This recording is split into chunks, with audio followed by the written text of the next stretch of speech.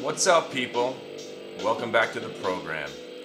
Let me just throw out there that my family's fine, everybody's doing okay health-wise, everything is okay, except one key factor. I'm not too sure if I can continue doing this trading thing anymore. And I don't know if the commentary will be the same if I don't actually have anything on the line.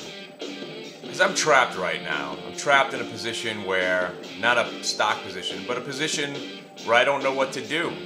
And sitting on the sidelines, definitely not going to make any money. You can't go short stocks. Even though there's a million reasons that you could think of, that you think the market should pull back. Just based on the move that we've had off these lows, we should have some sort of considerable consolidation or a correction. Funny how we're looking for a correction in a market that only went down for a year straight. And now it's finally gone up and everyone's screaming for a correction. It's fantastic stuff. I never thought my career would end in a bull market. On the way down, I was lucky enough to be in all cash, so I didn't make any money on the way down, but at least I didn't lose any. And on the way up, I was smart enough when GE was crashing and the world was coming to an end to buy some stocks, thinking that I'd be hanging on to these things for a good 5 or 10 years to try to make some money. Next thing you know, everything's up 40%. So I'm thinking, this is a good time to sell. Got out of my Met and my HIG, my Joy Global, my X, my Qs, my GE. And they just keep going.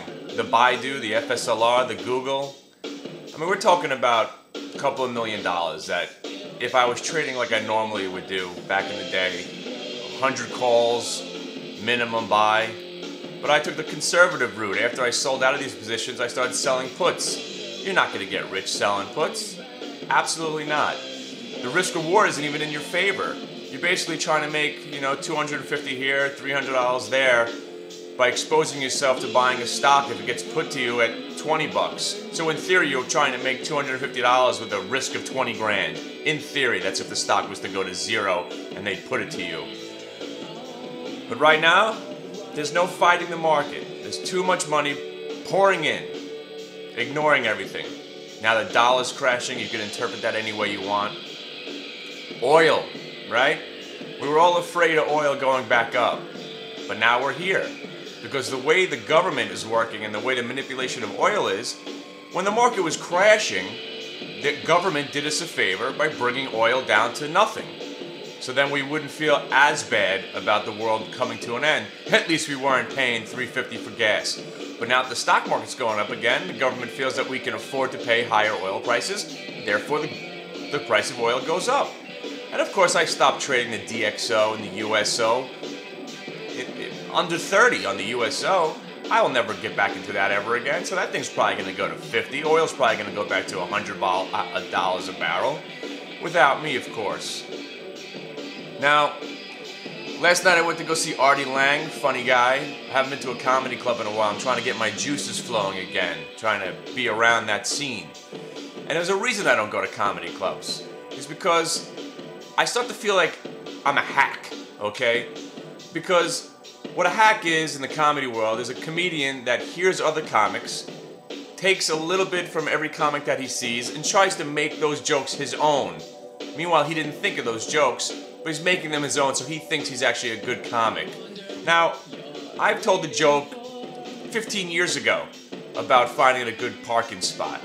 Finding a good parking spot to a guy is like having sex. Especially, like I pulled up to the comedy club yesterday and I found a spot right on the next corner. That was like a wet dream to me. The spot was just big enough. Because right now, I'm not driving a BMW anymore. I had the 6 convertible. My wife still drives the X5, but I'm driving a 1994 Buick station wagon that I inherited from an aunt that I hardly knew. I got a 1994 Buick Century station wagon in gem mint condition. Gem mint condition! That's right! With 7,000 miles on it. And every time I take this car out, somebody stops me and says, wow, that car is fantastic. Parking attendants. I had a guy pull up alongside of me. He says, hey, what year's that car? Looking great. This car, it's unbelievable. It's a massive car. Now it's got 20,000 miles on it. I'm not ashamed.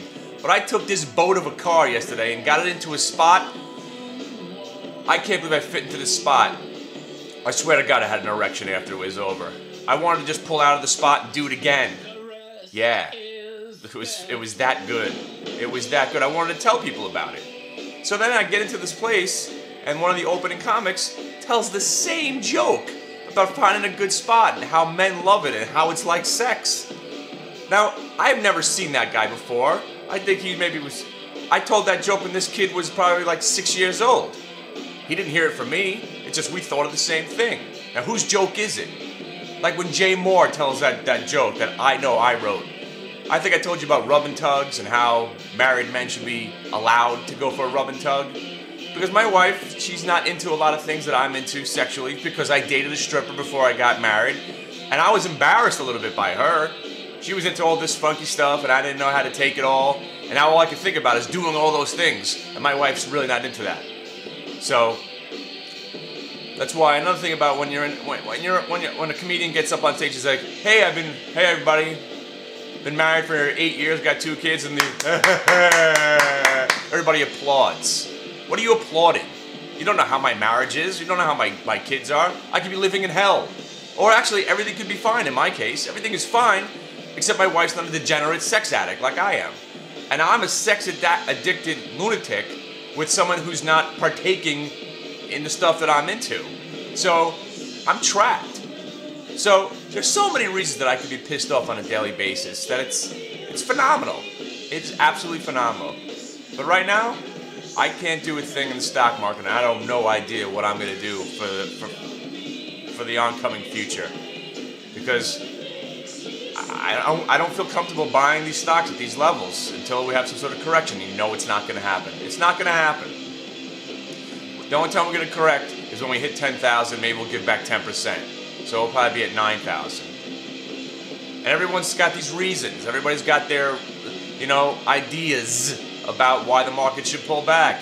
You're trying to make rational sense out of it. You can't make rational sense out of this. It wasn't rational on the way down. Actually, it made more sense on the way down because we really did think America was doomed and companies were never going to make money. But we were irrational. We went a little bit too far down, so now we bounced back up. I think we bounced a little bit too much, too soon, too fast. But it doesn't matter. It doesn't matter. I missed the boat. I should have cashed out. I could have been sitting pretty right now for the rest of the year, but I'm not. What can I do? But the funny thing is, the one stock that I still own, okay, is Penson. And I just know it's going by at $8. What happened? Only I can own a stock that everybody comes out, they get their credit ratings, downgraded, they report bad numbers, do secondaries, thirdaries, espionage, whatever the case, stock goes up. Penson says they're going to do some sort of convertible debt offering, or whatever they said. Boom, stock's down 25%. Showing me the door, man. Here's your hat. Get the fuck out. And don't come back. Don't even look back. So every day I got to fight that. And as far as sports gambling, I'm not talking about it anymore. I'm not betting against the Yankees anymore. And that's it. There's really nothing. Every once in a while, if I see something, maybe I'll take a shot. But as far as that's concerned, that's pretty much over with too. But I just don't know exactly what I'm going to do next. So my only solution right now is to basically try to have a good time. And that's kind of getting difficult too, because the reason I was at Artie Lang's yesterday was that a friend of mine works for Howard Stern, and he was helping me out with this show, and now he's working for Howard Stern. So once again, I've lost a lot of capability of what I can do as far as the show is concerned. And I can't do it all myself. As much as I want to have people come in and set up a studio, I mean, it's a slow process. The website costs a lot more than I thought it was going to cost, so I haven't really progressed on that any further. I need money. I need money. And everybody who's out there rooting against me, hoping that I blow up, here you are. So you can say, fuck that guy. Fuck that guy. Fuck me. What can I do? But I did find a good parking spot, so I'm going to hang on to that feeling that I had yesterday, that I found a good parking spot. So enjoy yourselves today, and oil to 100, so maybe I'll just trade that, and gold's going to 1,000 again too. Why? I don't know.